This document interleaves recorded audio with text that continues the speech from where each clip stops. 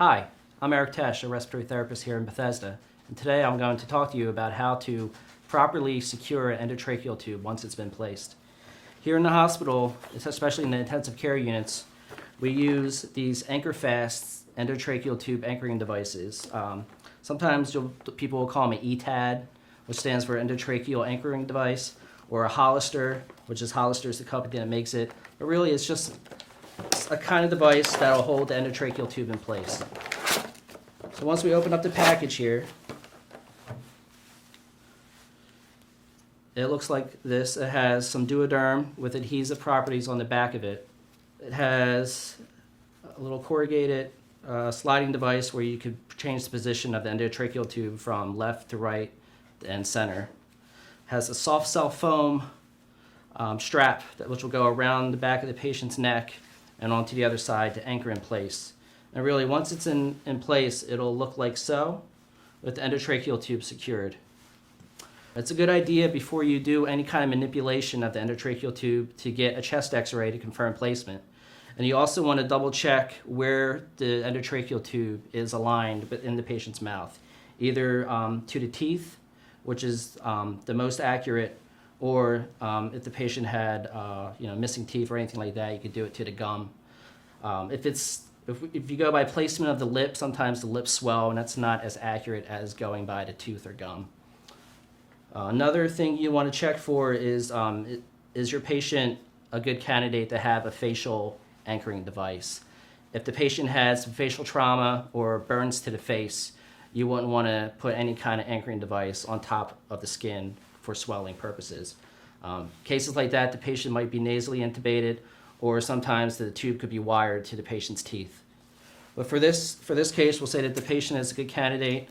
You also want to make sure that the patient has a lot of facial hair, that you'll shave the patient's face down. That way the ETAD will hold securely. So when you put it on, it's a good idea to warm up this adhesive so that it sticks better. So normally before we put on the patient, we'll be over by the bedside warming this up, because you're going to peel these little stickers off and it's going to be very tacky. If the patient is sweating, it would be a good idea to dry the patient off as much as possible around the face. That way you get a good adherence of the adhesive. You could also use some Mastisol or a tacky adhesive to place down first. So what we'll do is we'll decide where we want to align the tube. It's a good idea to always have two people here at the bedside to do it, one to get everything together and one to firmly secure the endotracheal tube so that the patient doesn't accidentally become extubated.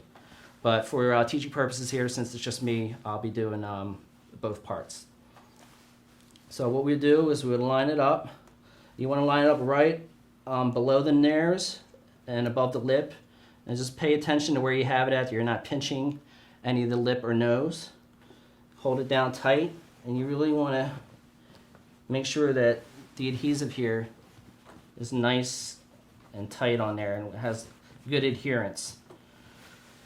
For this soft cell foam, it's Velcro. So what you could do is you would have this strapped down to the patient, and it's adjustable. So what I would do is normally pull it one side down to right where the edge is, Velcro that down.